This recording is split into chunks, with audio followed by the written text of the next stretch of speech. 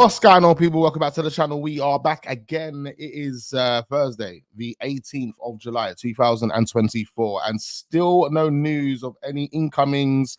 And it's not looking good for Eddie right now. I have to be honest. It's not looking good for this fraudulent Brazilian Don, blood. I swear to you. Pressure is on.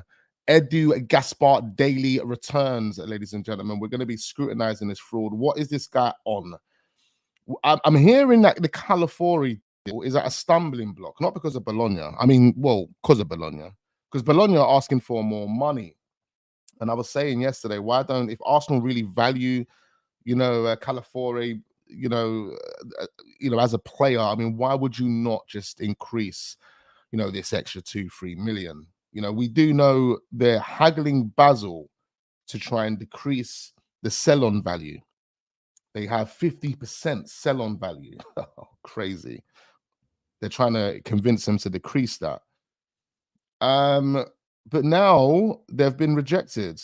Basel are not willing to decrease it. Why would they? 50% of a player that you're trying to sell for 50 plus M's. Are you crazy? They've said no. Now, what the reports are suggesting is Bologna want an extra £10 million for Calafiori. And Arsenal are now contemplating. We're going to get there, ladies and gentlemen. Reiss Nelson close to agreeing to move to West Ham. I mean, there's not really a lot to talk about. We have to be fair. Edu he's slow, bro. He's really, really slow. I don't know what's going on with Edu. It clearly boils back to what I've been saying. The money's not there. We've put ourselves in a position where we don't want to sell none of the assets. We're trying to sell players that are not really worth that much money. We've overinflated the prices of some of these players, in my opinion. I think ESR is probably the only one that's there or thereabouts worth what Arsenal are asking for.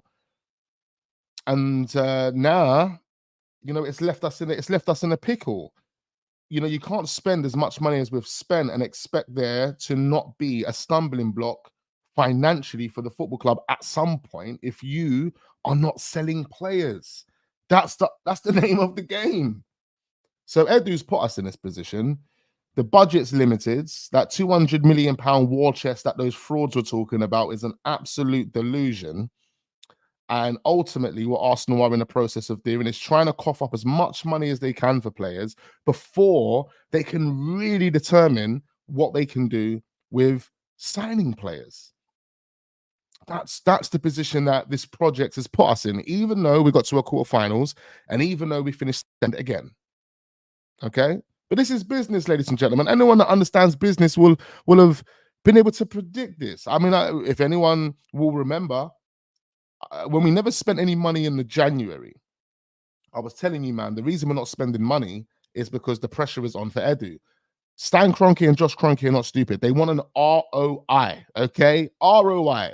That's what this is all about, bro. These men are businessmen, shrewd businessmen that are ruthless in this team. They're not billionaires for no reason, okay? They didn't come from Saudi money, these men. They didn't come from Saudi money. So these men are looking at things totally different to how these Saudis are looking at things. Forget what Man City are doing. Forget all those other guys. Our owners are some serious owners. They have been generous to Arteta and to Edu by giving them all of this money.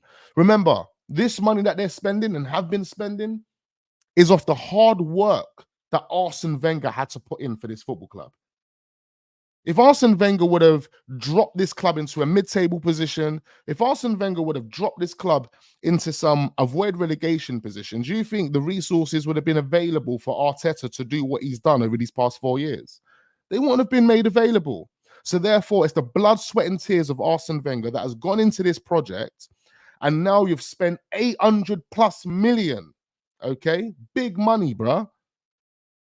You're talking about all the contracts and everything that comes with that. You've spent big money. Now it's about returning on that. How can we just continue to spend if you're not giving me a return? The two forms of return for these guys is either you win me trophies or player sales. Player sales are probably more important than winning trophies at this point in time in the process. Because player sales is a part of the fucking business. Pardon my language. It's early. I don't even want to swear. But I get frustrated when I think about it and when people don't actually wake up and realize this is where the project's led us. The data, the performance data looks absolutely amazing over the past 24 months. Big up Mikel Arteta. But how far can we go any further based on the fact that we can't really significantly improve our squad the way we want to because of decisions that have been made by the sporting director over the past 4 years? Now you understand where I'm coming from and where I've been coming from. So that's the reason why we find ourselves in a position where we can't, why we're not actively spending. We're sitting here umming and ahhing about figures that we're getting for players that are not even good enough. And the reason why we're umming and ahhing because we want to maximize as much money as we can. Can you imagine? There would have been a point, and I can tell you for a fact, there would have been a point over the past 3 to 4, maybe 6 months, because these corporate companies, especially where the position that Edu finds himself in, these men are definitely planning 6 to 12 months in advance. Transfers, tactically, systems, all of that. That's all being spoken about. But one thing that would 100% been spoken about between Josh, Edu, Garlic, maybe not Mikel Arteta, but those three definitely, would have been the finances that we're generating. And there would have been 100% been given, there would have been 100% given a target in terms of a financial target that they need to generate in order to help balance out the financial project. Do you understand? So that figure could have been 100 million, 150 million, but a figure would have been spoken about. Now, if we're relying on Edu to value the players, I can only assume that when he had that conversation, he gave them some delusional figure. He gave them some delusional target, bro. And maybe they agreed with it because this is their sporting director, bro. This is the sporting director that I've employed. So they probably have agreed with it. And I don't think it's going to be, wild. You wouldn't think for it. You wouldn't think like 100 million or 150 million player sales is wild for a club like Arsenal.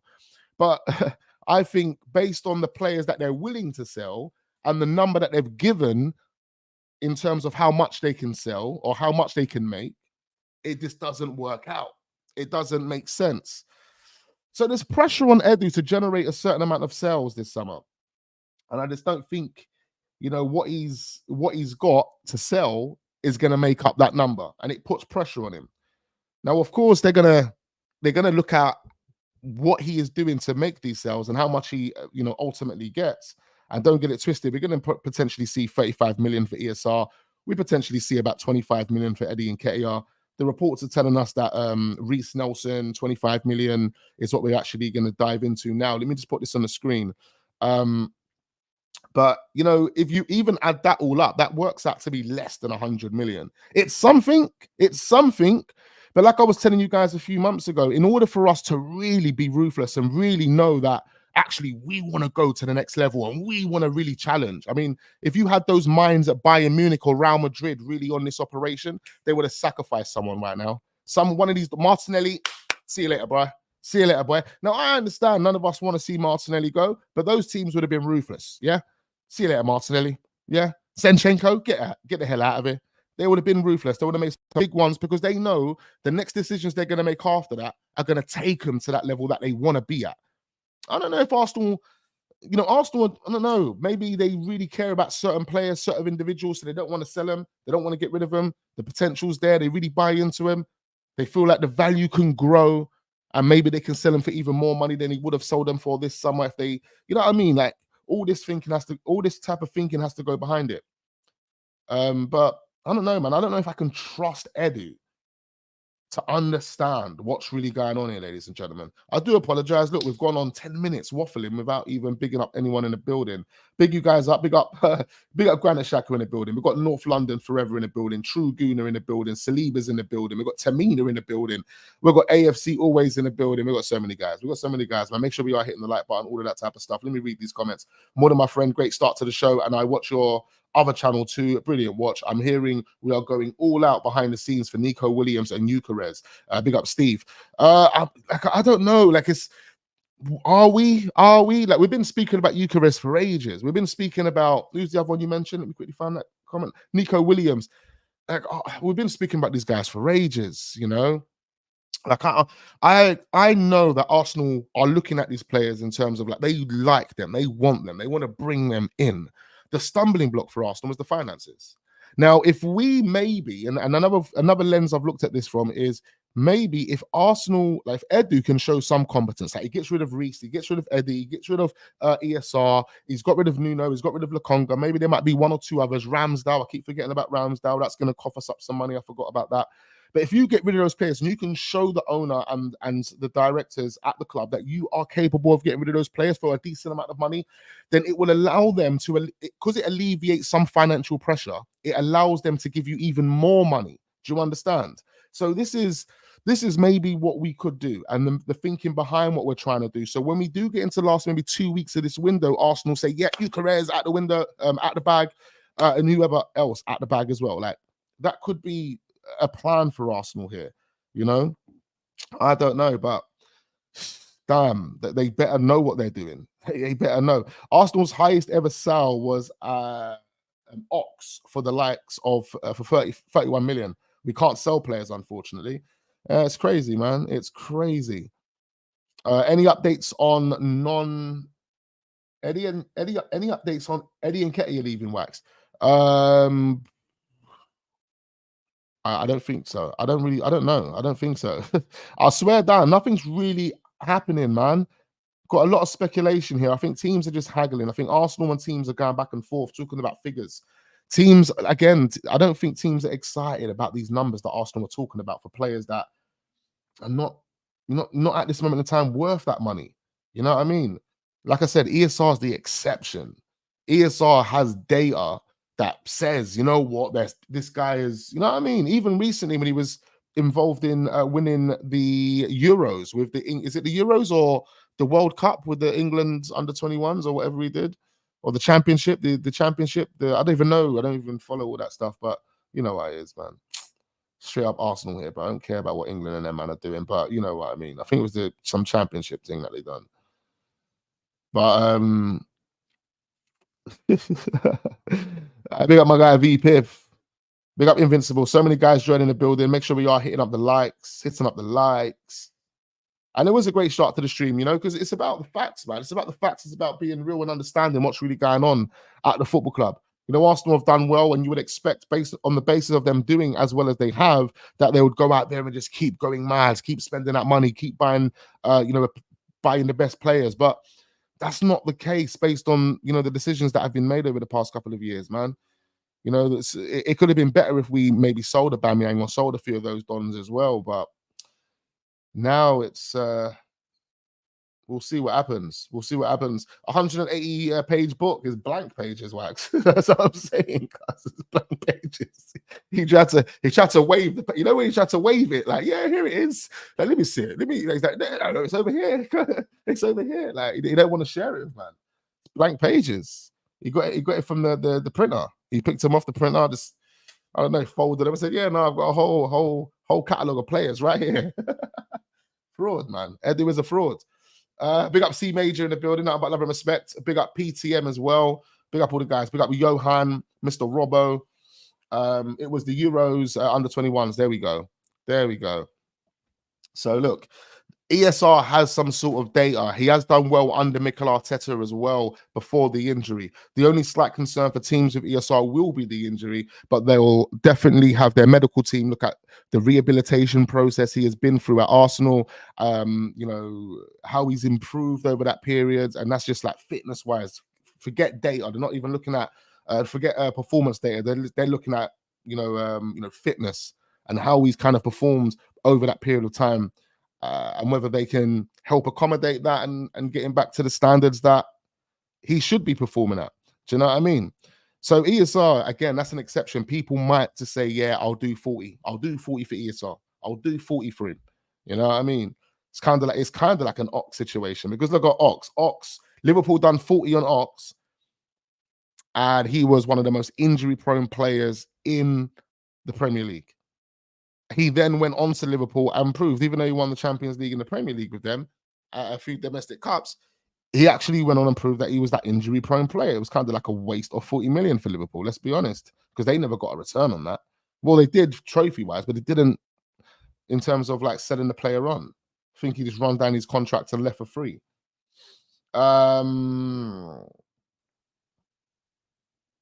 These guys need to be ruthless. That's just it. Some players have to be sold super fast. Big up man like Rats. Is it Rats? Rattle. Big up Jay in the building as well. Edu and Arteta can do off if winning. Now they can F off if they're winning nothing. Exactly, man. This is what it is. It's effing peak wax. We got my guy Nor. Exactly. It's effing peak. The pressure is on Edu. The pressure is on. I don't think people realize Edu is under a lot of pressure, man. That picture on the thumbnail, it's there for a reason. It is there for a reason. Look at the look that Josh is giving Edu, and look at the look that Edu is giving Josh. Edu is he looks scared. He looks shook. He's like, oh my god, I've been caught in a lie. I've been caught lying to the boss. Oh my god, he's about to take me around the corner and just it's done. It's done. Mob settings, like mob settings. You know what I mean? Anyway, it's been said West Ham are winning the race to sign the 24-year-old Reiss Nelson, with Arsenal valuing him at 25 million. Okay, so I mean 25 million. That's a decent price for Reiss. I have to be honest. Are we going to get 25 million? I think we could with add-ons. I think a lot of teams will be looking to pay more or less 14, 15 million for Reiss, so there could be a margin there, but we'll see. We'll see. I think 25 million is a decent valuation. I like Reiss, no diddy. I actually do like Reiss, but it's just Mikel Arteta hasn't played him. He's been injury-free, bro. He's been injury-free. I haven't seen him injured for the past 12 months. Mikel Arteta just hasn't played this guy.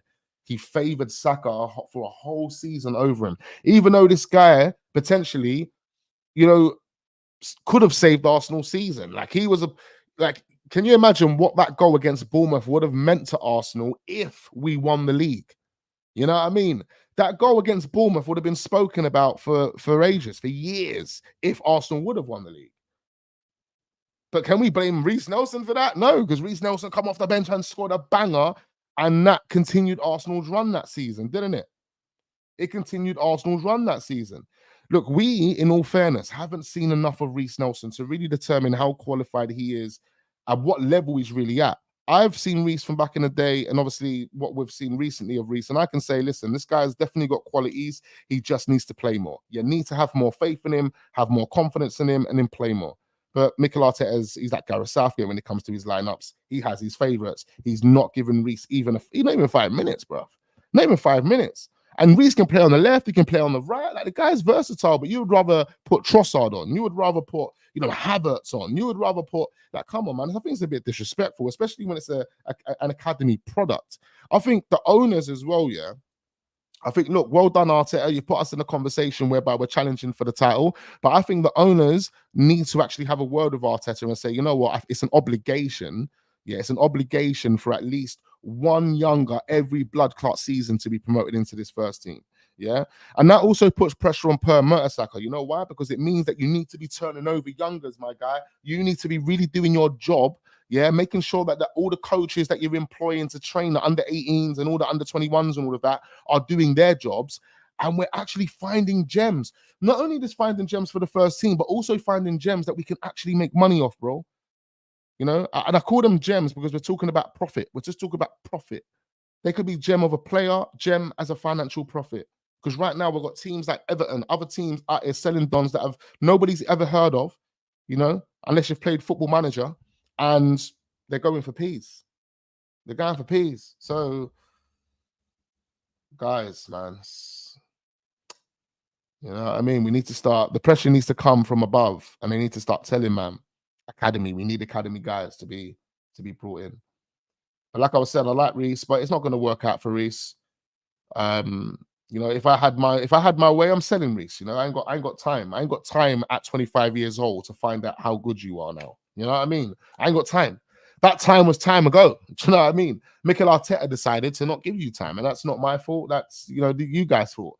At this moment in time, I need what's best for the football club, and I don't think Reiss Nelson has had enough time to prove that he is that guy for the football club. So on that basis, see you later, my friend. See you later. Do you know what I mean? So yeah, Reiss Nelson, 25 million. Let's see how that goes. Again, there's not even a lot to talk about. We've got to drag this out on one player or a couple players. There's not a lot to talk about, man. We might as well.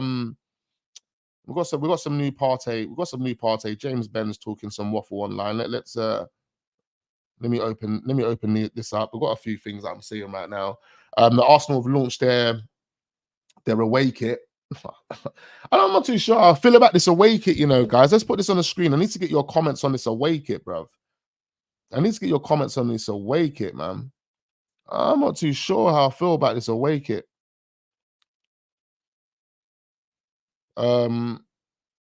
Introducing our 24-25 away kit. So we're going to see this a lot. I mean, they're clearly, I can see it's like they're catering for African. It's an African, you know, style, flow. I think they even mention it here.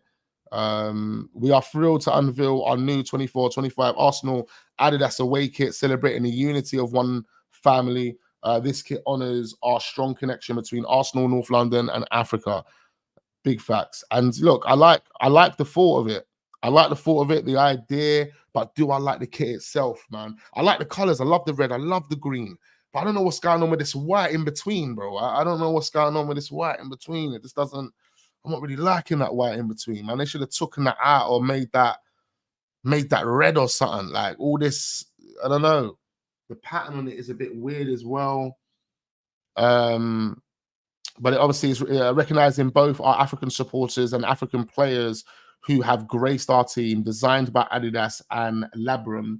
The kit features the vibrant colors of the Pan-Africa flag, red, black, and green, and a unique zigzag pattern inspired by 1920s African tribal art, symbolizing freedom, movement, and joy. Okay. So that's what that pattern in between represents. Okay, okay, that makes more sense now. It makes more sense now. I definitely respect that, and yeah, I'm not too fond of the pattern. You know what I mean? I'm not even going to go back on my word because of what it represents. I literally stand with that. I stand with what it represents, but I'm just not too fond of the design itself. But yeah, man, what are you man saying about this team? Links Africa kit. I'm just he rates it though. He rates it. Reiss Edit ESR blocking potential academy talents from the first team. That's what I'm saying. Get rid of them. I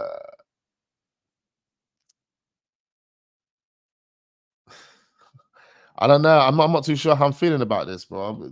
Do comment and let me know though. What's Invincible telling me? Feels like Eddie was treating this transfer window like January. Serious, man. It's because they're limited, isn't it? It's because they're limited and they have to they've got to make up the numbers, man. Reiss Nelson, last game for us is where he started. He was horrible, done himself no favors. There we go. Sometimes you can't just base it off one performance, though, innit? It has to come with a consistent run of games. Like you know, you can mention so many games this season or last season where Saka looked terrible, but he wasn't being taken off, he wasn't being dropped. Do you know what I mean? So it's really hard to just base it off of one game. It comes with a bit of consistency, running a team.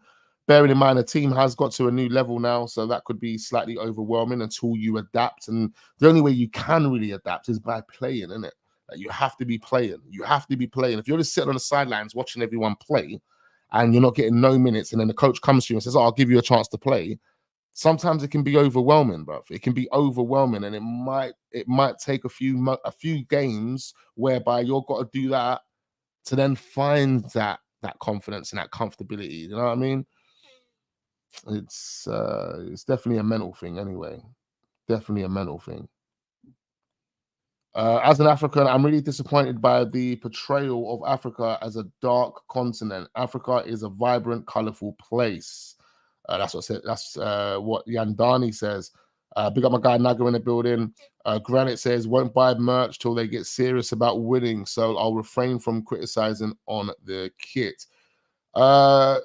Look, you can have your opinion on the kit, whether you're buying it or not. I mean, it's a football club that you support at the end of the day. I don't know. It might grow on me. Like it might just grow on me. I might see some people wearing it, and it might grow on me. So let's see. I like the away kit. It's like Marmite, hate it or love it. Good morning, Waxy. Big up 00 Slice. It's the same here. I like the idea behind the kit. I like the colors, but not sure about the pattern. Maybe it will grow on me. One love, bro. Big you up. Big you up, Slice. Yeah, man, it's the same mutual feeling, bro. Big up Guna Mateta in the building. It's not that deep. Yeah, it's not that deep. It's not that deep. Obviously, it's just an opinion, right? It's just an opinion about a design that we're gonna have to see for the remainder of the season. But look, like I said, it might grow on me. If it does, it does, isn't it? I think players like Saka will make this kit look sick, though. Can't lie. I've seen a picture of Kai Havertz. Kai Havertz makes the kit look sick. I can't lie. I can't lie though. There was a picture. Where's that picture? Um, I had a picture. I had a picture of Kai in the shirt. I can't find it, but it's long. Absolutely long.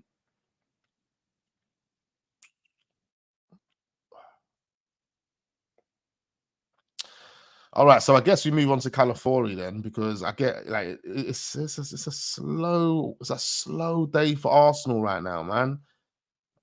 Before we move on to Calafiori, what's James Bench telling us? From what I understand, Thomas Partey's situation, he intends to stay for the final year of his contract. Everyone talks about Saudi Arabia. There has been no conversation with PIF so far, and no offers from any other Saudi clubs. So that's what James Bench has said on Thomas Partey with Charles Watts on the YouTube channel. Now, that means this is, if we don't win anything before Thomas Partey leaves, like Thomas Partey was for nothing. That's what it means. It means Thomas Partey is a loss and it was for nothing. Thomas Partey hasn't necessarily been integral to Arsenal's 2 seasons. Or was well, he would have been in the first season, isn't it? As I say, has he been integral to our run in these title challenges? First season, you could probably say, yeah, isn't it? This season, he's been out injured for most of the season. And the seasons before that, we wasn't even qualifying for Champions League with Thomas. So, like, it's all for nothing, really. If he doesn't work out, and if we can't sell him, it's taking a loss, really, isn't it? Massive loss. Massive loss, especially when you think about the amount of money that we've paid Thomas. Thomas Partey has been taking over 200k out of this club since he's been here. I think his initial contract was about 170, 180, and then he started taking 200 plus K. So if you think about the overall package that we have paid Thomas since he has been here, it's been a massive loss if we decide to let this guy run his contract down.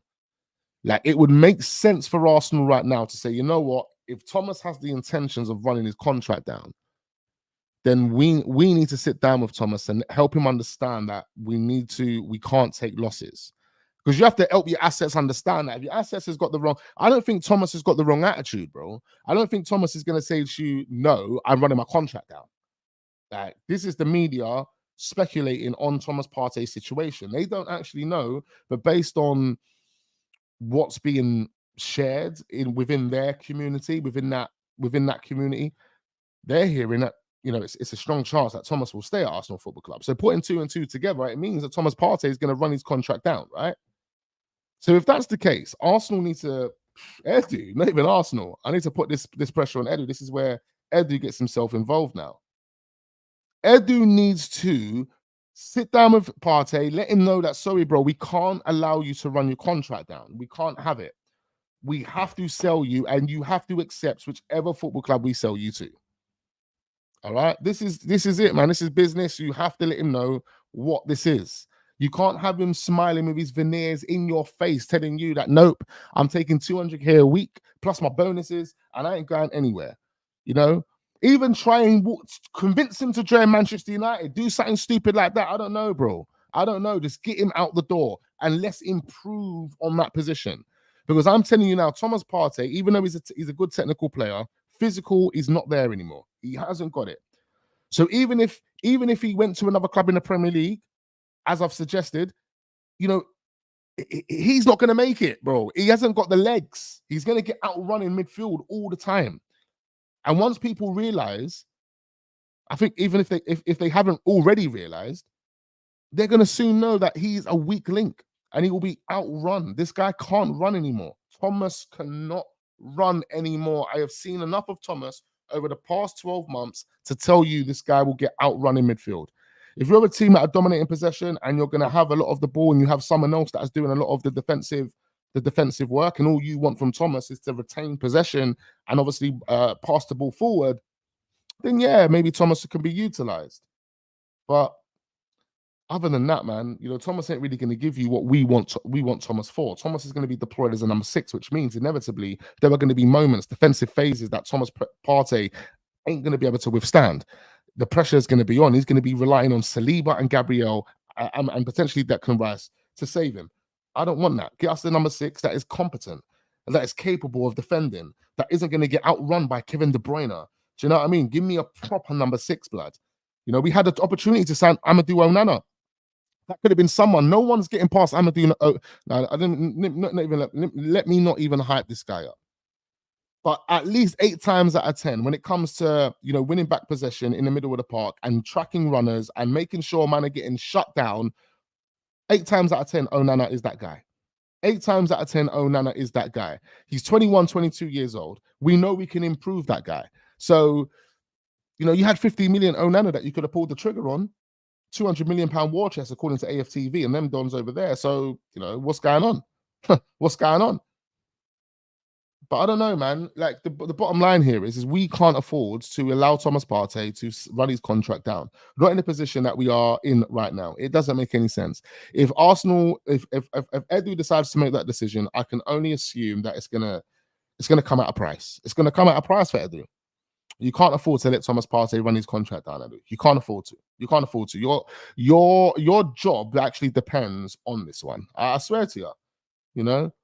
He can't allow this to happen. He needs to sell Thomas Partey. Even if it's for 15 million, 20 million, to sell him. You can't allow this guy to run his contract down. Makes no sense. Makes no sense. No sense. But that's what's being said right now. Partey must stay. Where do you... sell Partey, definitely. That's what I'm saying. And there's no agenda or anything like that, ladies and gentlemen. This is just for the best. This is for the best of the football club. Like, this will benefit the football club if we sell Thomas Partey and bring in an improvement. Thomas Partey takes 200 plus K a week at this football club. 200K plus. So you're telling me we can't find someone that will go and sit on 120K, 130K, 140K, 150K that can also give you better output defensively and offensively than Thomas Partey, which can. So it only makes sense to sell him. He's 31 now as well. So come on, man. Marino is rather an 8 cm. Zubimendi is more like Jorginho type. I mean, they can all play that role. They're all like Rodrigo, like Rodri at Man City. That's the benchmark for the central midfielders that you're talking about. Mikel Moreno. What he does and how he plays the ball, how he plays the game, is more or less how Mikel Moreno and Zubimendi play it as well. They just have various other qualities in their game that are different to Rodri. But they're very, very similar. I swear to you, just go and look at the way they play the game. They're very, very similar. Like Rodri can play 6, he can play 8. How many times did we see Rodri actually get forward and be a guy for Man City? If they need those qualities out of him, they'll get those qualities out of him. Because Rodri is qualified enough to link up and make forward runs. He's qualified enough to link up and make forward runs like that. You know what I mean? Like, it's like Martin Zubimendi and Mikel Moreno have those qualities. I think personally, we want to sign Mikel Moreno or Martin Zubimendi to play that role. They want their 6 to play like Rodri. Or Mikel Arteta wants these 6 to play like Rodri. I'm telling you, bro. Telling you. Someone that's got good vision, good pass, someone that's got a good space, a good sense of awareness, positional awareness. I mean, all those players have that. The ability to get forward, the ability to defend. The only thing that Martin Zubimendi don't have that Rodri has is that physical presence. But then Mikel Moreno, to a degree, has that and can offer you that. Do you know what I mean? So it's pretty obvious that we want to play our number 6 like how Man City plays Rodri. Spanish is Spanish, isn't it? Spanish way. We got a Spanish manager. It's like, you know what I mean? It's what's up with Zinni? Does nobody want this emotional guy? He's too soft. Big up my guy Lance.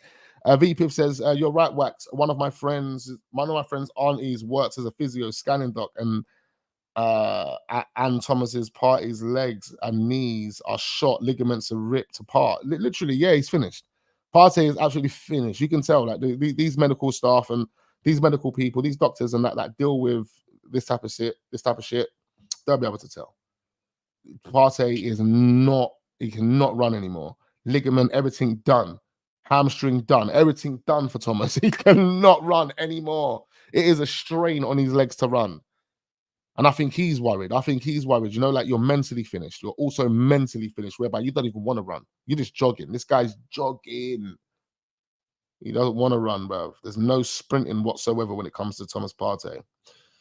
We need a decorated world-class operator to replace Partey. Kimmich, exactly. Someone like Kimmich will come in and be that guy. You know, he plays right back a lot, but traditionally he's a number 6. That is what he is. He's a number 6, and Pep Guardiola turned him into a right back.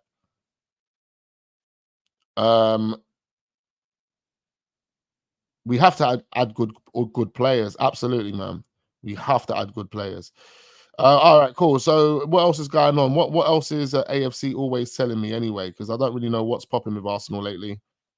Slow, no transparency, a lot of kind of made up, fabricated bullshit online. You don't really know what to believe. Fabricio Romano says, I know Arsenal fans are keen for an update on Riccardo Calafiori, but there are no substantial changes to the situation yet. Arsenal and Bologna remain in contact, but there's no agreement over the 15 million fee. Here we go, more detail. The issue is that Bologna want guaranteed money, while Arsenal's proposal includes add-on structure to get to 50 million potential fee. Despite what has been suggested elsewhere, there's no issue with Basel. They will receive 50% of their deal. That's it. So, of course, there's no issue with Basel. Basel were adamant they were not lowering their 50% fee, which is what I already explained. They know why would they do that? Like for Bologna to actually, and I'm not too sure if this is true, because it's been told by the media that Bologna went to Basel and tried to renegotiate their percentage on the sell-on fee. I don't know who in their right mind would actually do such a thing. Basel being a football club in Switzerland that probably don't even generate no P's anyway. It's probably their biggest football club over there, one of the biggest football clubs over there. And Switzerland, I mean, they're balling over there, to be quite fair. But I mean, they're not going to be saying no to for 50%. 50% of a £50 million deal. That's 25 million, son.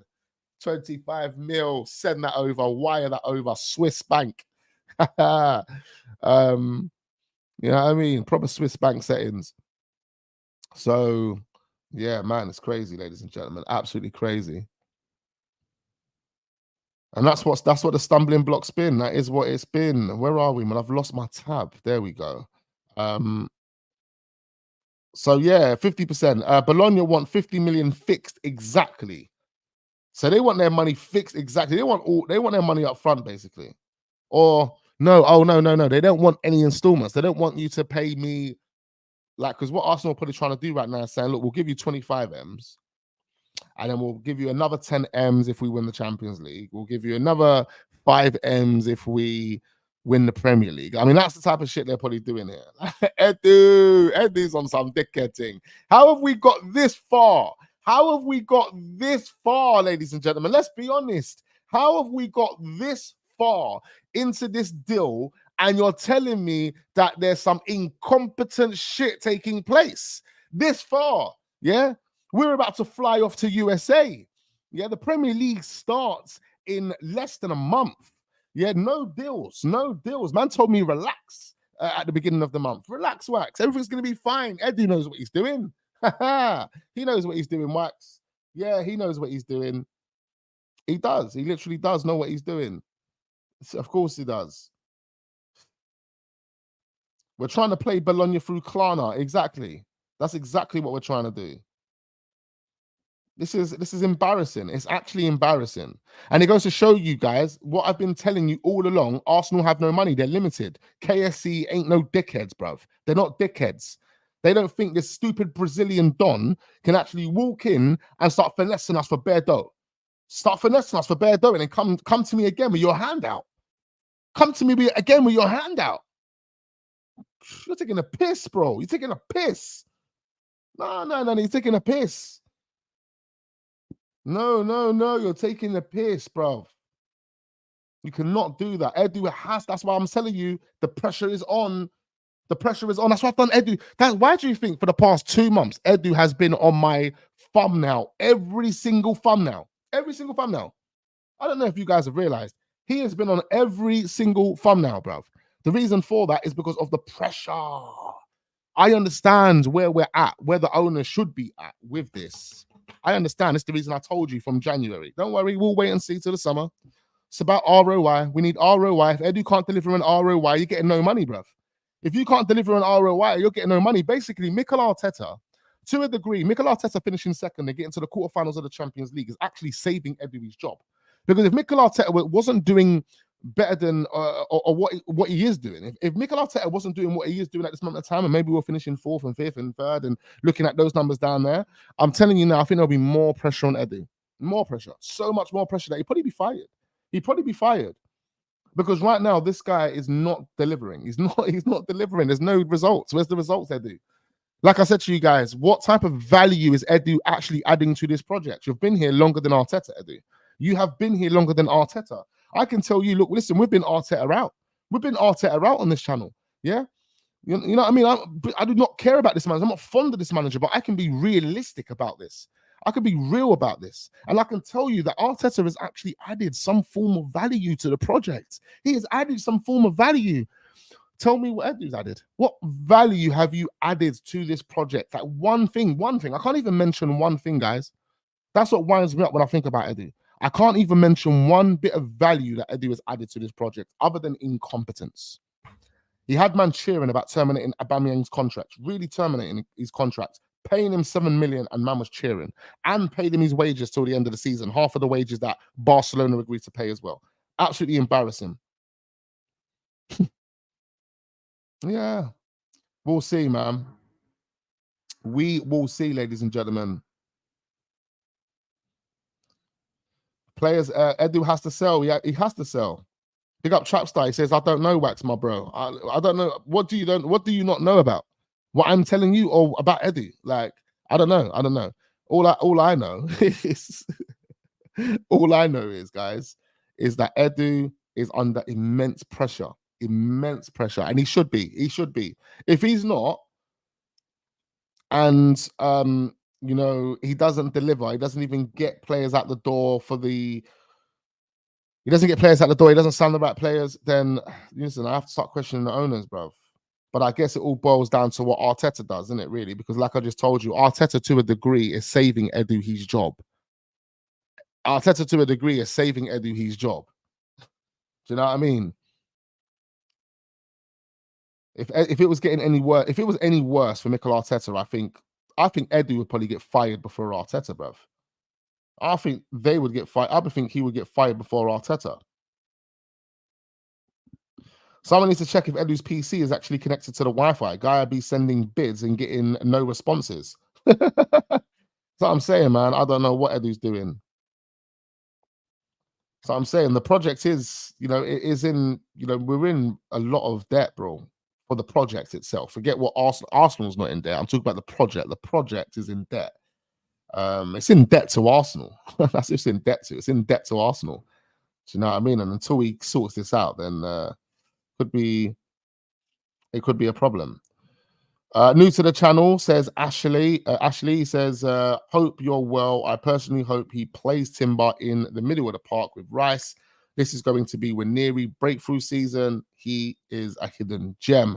Absolutely. Big up, Ashley. Thank you for subscribing to the channel.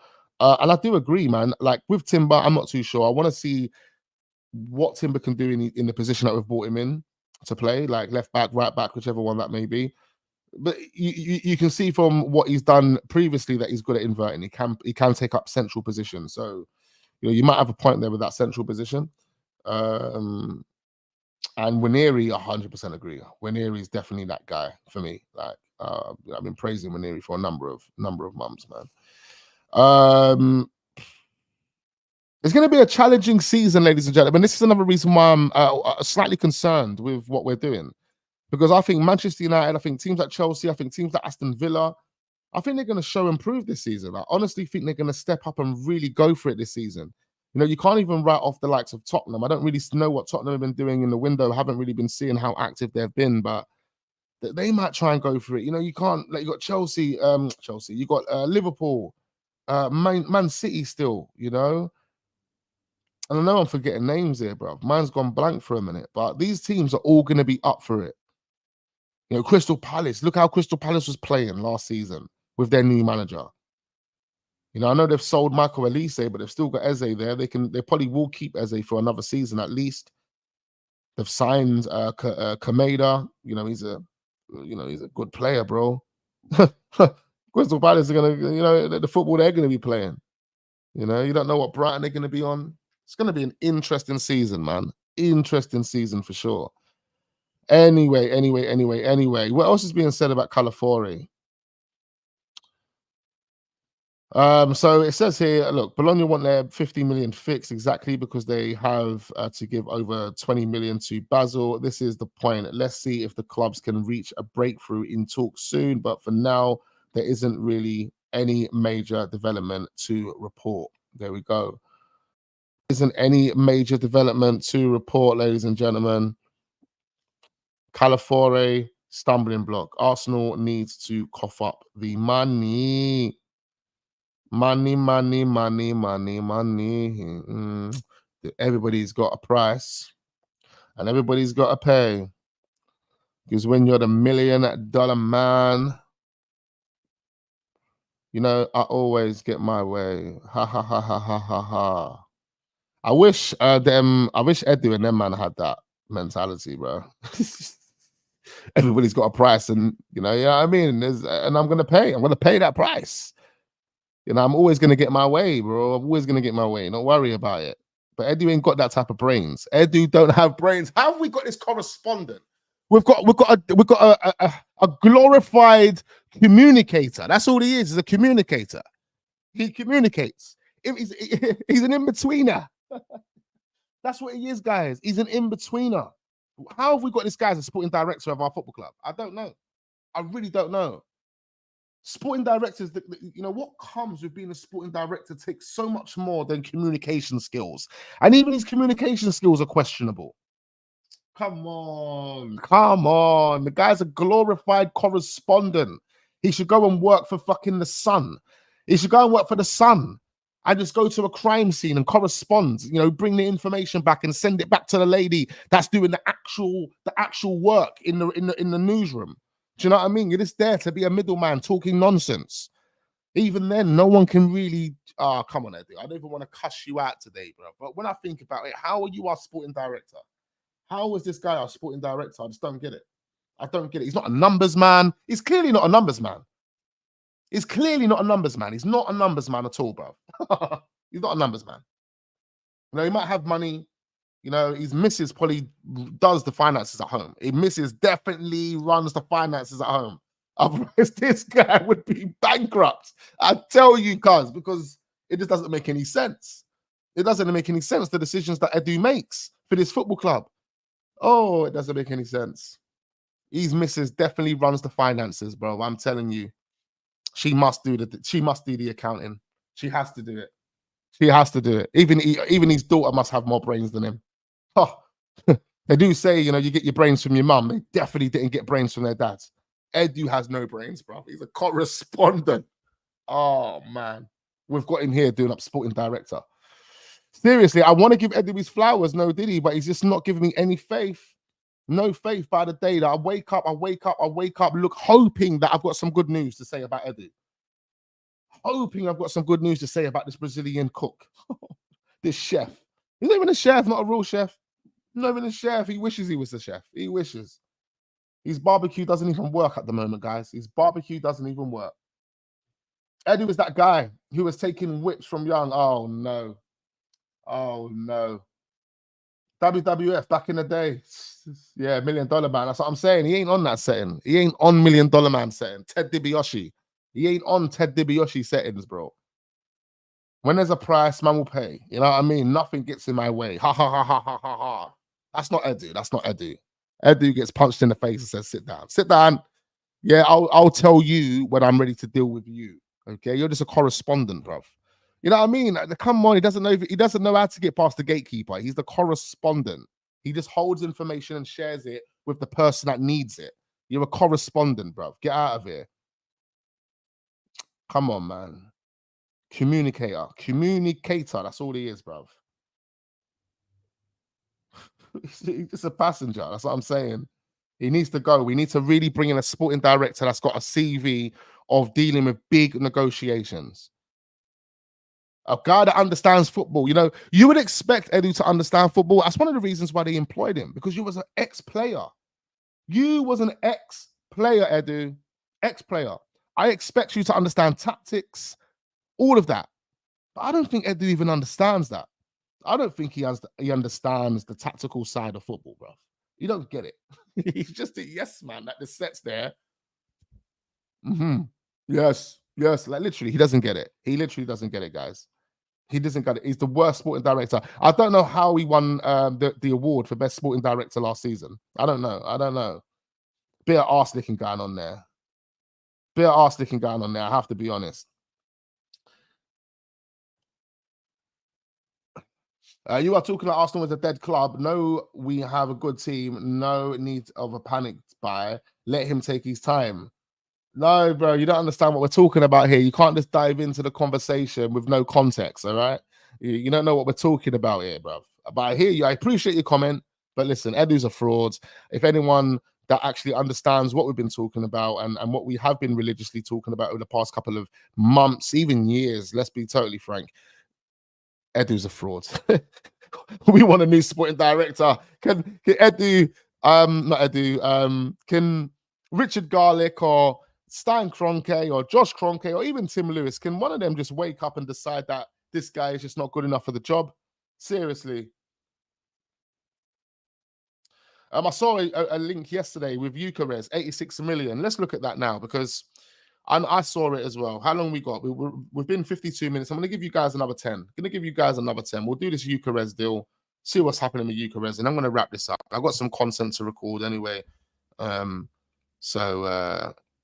Yeah, man, we're going to wrap this up very, very shortly. Make sure we are hitting up the like button, ladies and gentlemen. We much appreciate every single one of you. Chelsea are still paying Graham Potter's salary of 200k a week. Wow. Yeah, that's crazy. That was a way of compensating him because they owed him 15 million. That's crazy. So he was getting 200k a week for doing nothing. And he still gets that all the way up until October. Crazy. Nottingham Forest. Oh, wow. We got some good news. 26 minutes ago.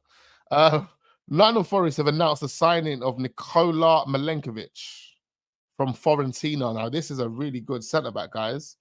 This is a really good centre-back. You know, this is a good signing by Nottingham Forest. This is a good signing. Come on, man. This is a football club that had PSR issues. They had to sell a few dons, and they're still out here signing dons. They were signing dons when they were selling their dons, and they're still signing dons. Come on, man. There is no excuse for Edu. Oh, there is an excuse for Edu. The decisions that he made have fucked him. That's what they've done. Huh. That's what they've done. That's his excuse. I'm sorry, my incompetent decisions have fucked me. Please, guys, I'm new to this. I'm just a correspondent. I'm used to speaking to the media and talking shit to them about some players' injuries and if players are going to be available. And that information is just given to me by the manager. So I'm not making anything up. I'm just trying to regurgitate what someone else has already told me. I'm just a fucking fraud. You know, when it comes to numbers and financial crunching, I don't know nothing about that. I'll just leave that to Richard and he will tell me what to do. Yeah. Oh, when it comes to tactics, I have no understanding. I just leave it all to Arteta. I just sit here drinking coffee all day, looking at a computer, hoping that a database will just drop onto my... bruv, this guy is a fraud. We need to get Edu out of here, bruv. Get him out of here. Bruv. Bruv, listen, Graham Potter finessed Chelsea quickly. Finessed them. 200K a week since he left, all the way up until October. What else have we got going on here? Got so many tabs, it's got to keep moving them onto the other screen. Okay. All right. Bro, Edu gets finessed. Chelsea got finessed. Big Belly Bodie, he gets finessed. But Big Belly Bodie doesn't mind getting finessed. He doesn't mind getting finessed. All right, what's going on here? Calafiori. We said Keres, isn't it? Trying to find stuff with Keres.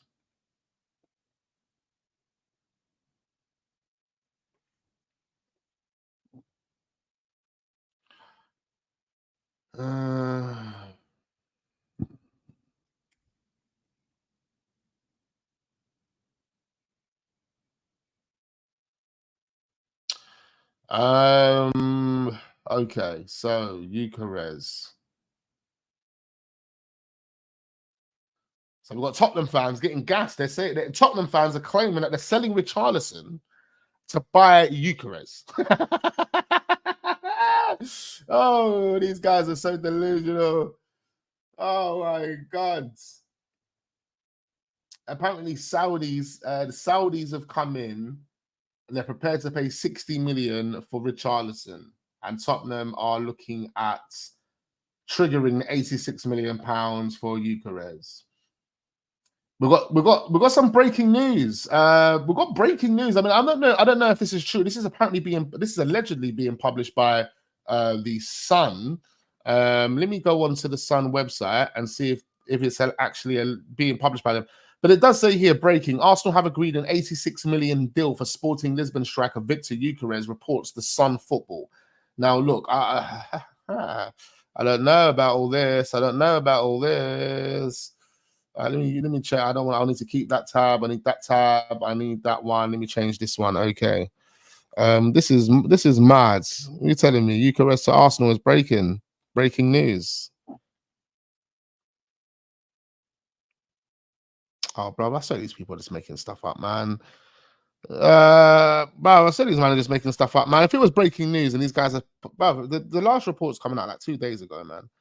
We've got the Tribal Football saying Arsenal agree Keres terms with Sporting CP. That was 5 hours ago. I don't know who the Tribal Football are. Probably some fraudulent dons, obviously.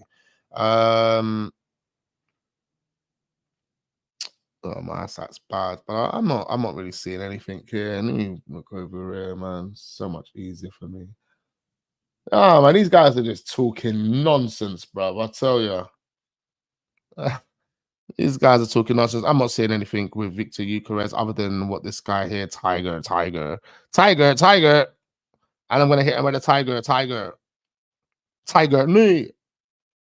I mean, this guy's talking waff.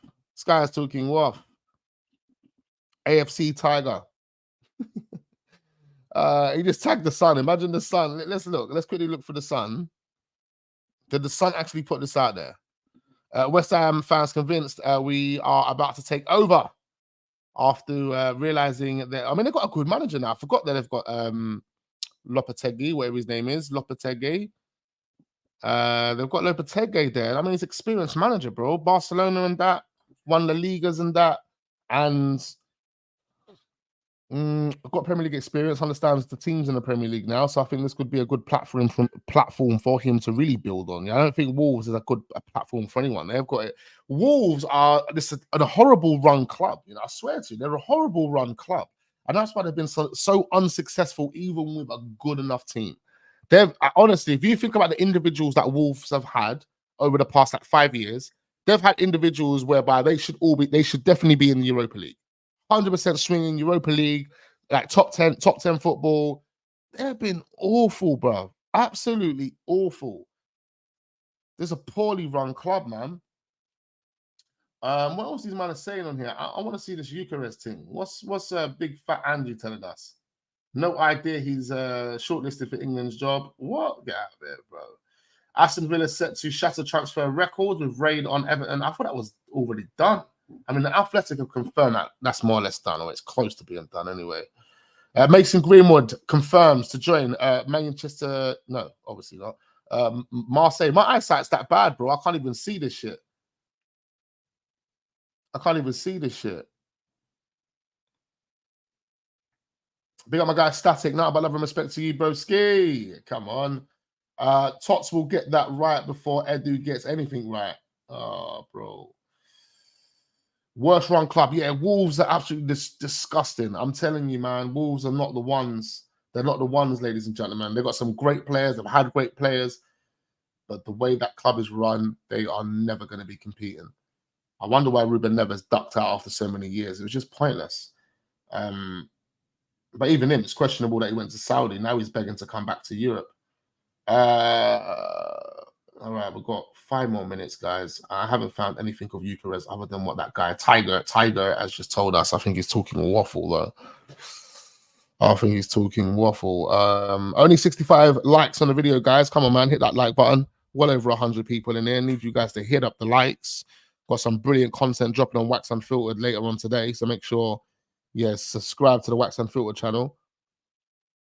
Give it a couple of months. That channel would have overtaken this channel by the amount of subscribers and views that it gets. Bowley doesn't care. Maldini had done wonders with Milan in 4 years with 25 to 35 mil budget, you know. That's what I'm saying. And you can probably go and look at their net spend over that period of time. And I know people say, oh, forget net spends, but net spend is actually good for a sporting director. It's actually good for a sporting director because it goes to show you that you're managing your finances extremely well because you're buying and you're selling. Do you know what I mean? So I know people say, oh, forget net spend, it's X, Y, and Z. But no, net spends needs to be looked at because net spend is basically the selling and buying in one. You know what I mean? What that number equates to, that number, it kind of balances out the figures, doesn't it? It balances out those figures. So the lower it is, the more your club is succeeding, the better. Do you understand? That's kind of how it would work. The lower the net spend and the more success you're having as a football club, the better. Because it goes to show you that the sporting director is buying players, selling players, being able to balance that all out well. And clearly the players that you're identifying are taking you up a level to the point where you're winning stuff. Do you know what I mean? You're winning stuff.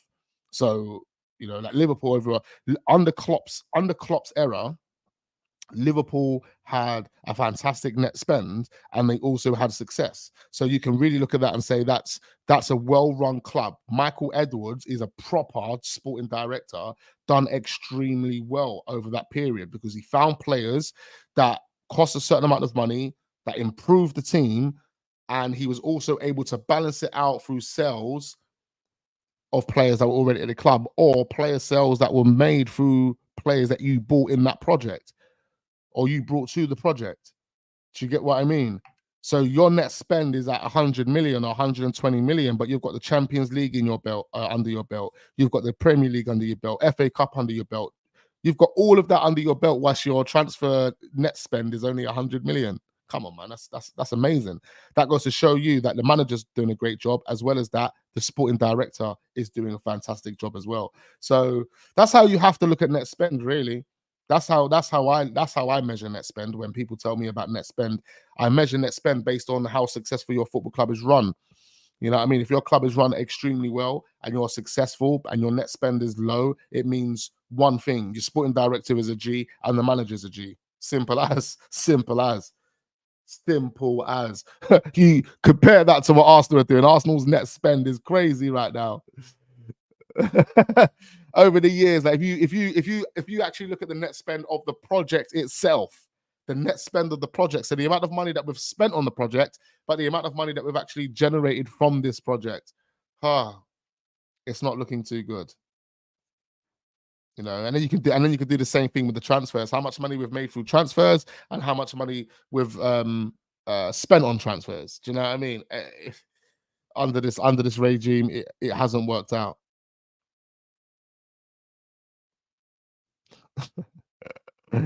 Only mistake Maldini done was that the Belgium attacker for 30 million, which failed, and Donnarumma, Kessie, and Kalioglu Kalanoglu. I can never get his name out. Kalanoglu.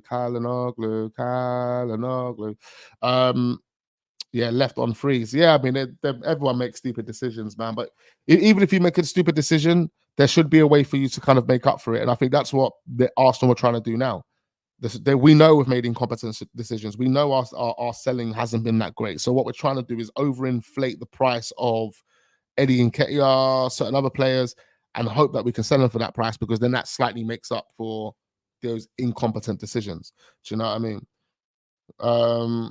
Sometimes they're not always incompetent decisions, just to let you know, because if you've got a player that has a really bad attitude and he decides that, you're not going to make any money off me, because a player can decide that, that they can make that determination. Because if I say, well, no, I'm not leaving the football club, you can't force me to leave.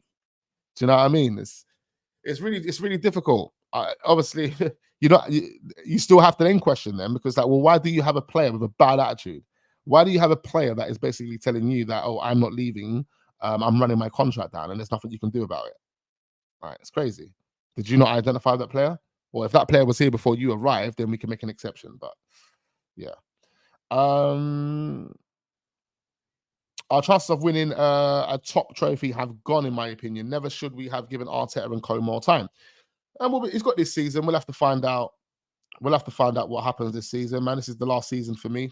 Mikel Arteta will need to deliver. Why did Basel agree to 50% sell-on clause? Most clauses I have seen are 25% sell-on. Their problem. No, Basel's. That's what I'm saying. Bologna's problem. Basel were in the right here, but Basel agreed to a 50% sell-on fee, which means if Bologna sell him, you got to pay me 50% of that fee. That's amazing business. You got to give a round of applause to Basel. Bologna's the one that you got to call out and say, you know what, you man are absolute morons, blood. It's the same with PSV. When PSV signed Xavi Simons, they were bullied by PSG into implementing a 7 million buyback clause. 7 million. 7 million. What?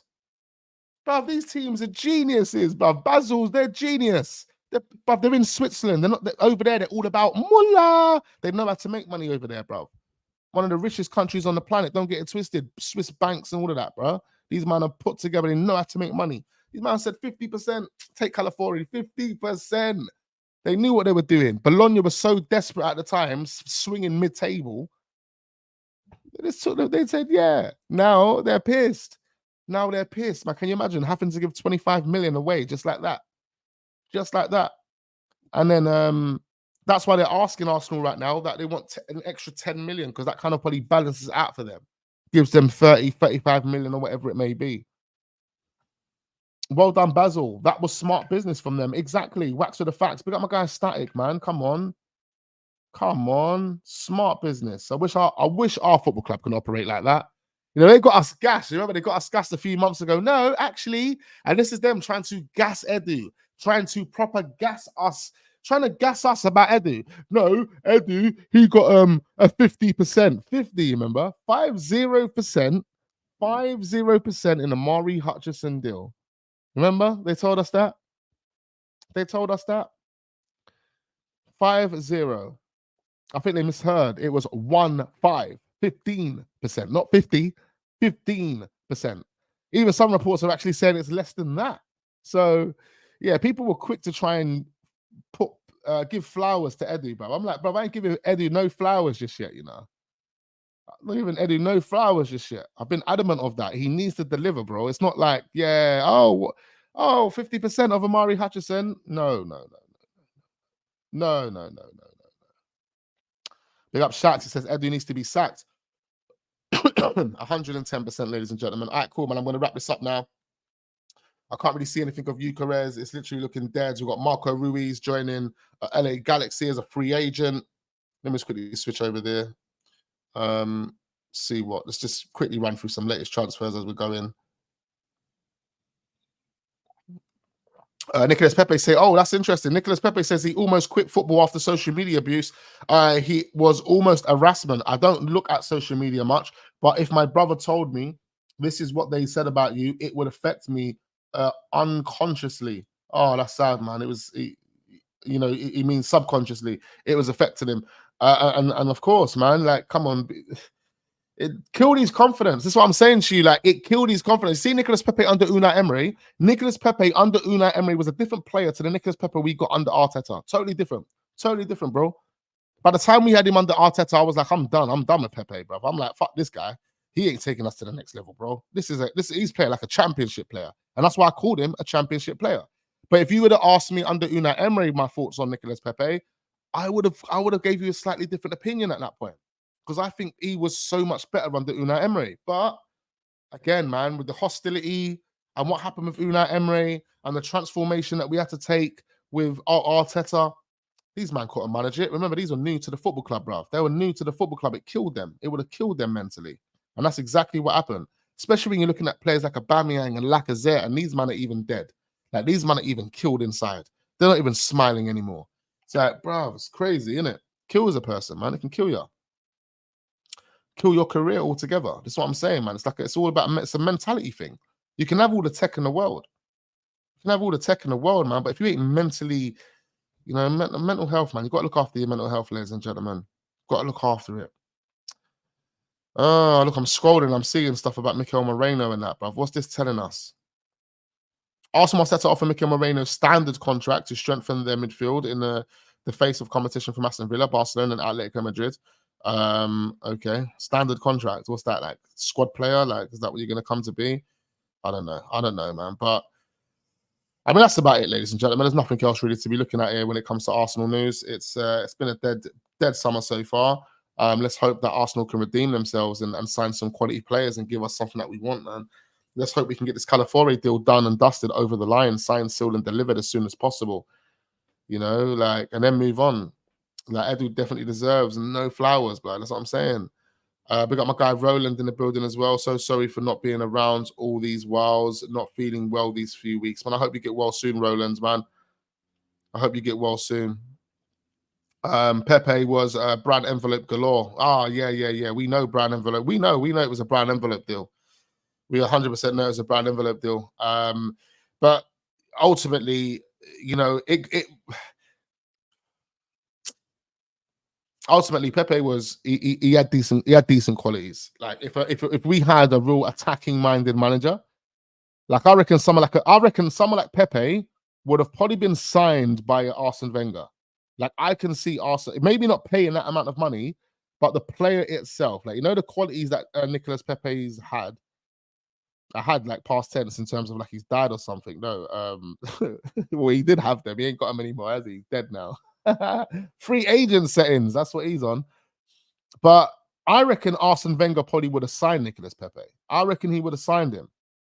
That's the type of player that Arsene Wenger would have signed. But under Arsene Wenger, we would have seen a different version of Nicolas Pepe. I think he would have looked so much better. And if you look at the technique in his shot and the technique in his shooting, Nicolas Pepe had really good technique in his shooting, bro. Really good technique. Free kicks. You know, Saka can't take a free kick like Nicolas Pepe. We saw Nicolas Pepe score free kicks, bruv. Like, we can't really undermine and call him out. But look, it's a confidence thing. It's definitely a confidence thing, mentality thing. I love cauliflower soup. I might even have that for lunch. Actually. Cauliflower soup.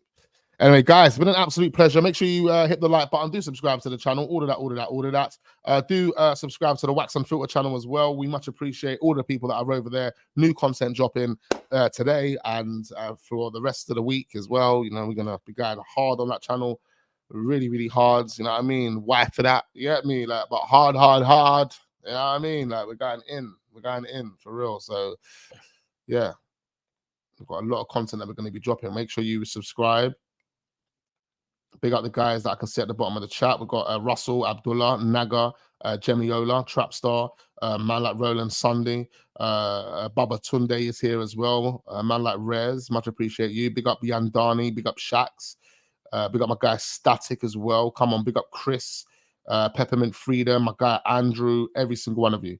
All right, cool, guys. I look forward to seeing you on the next one. Peace.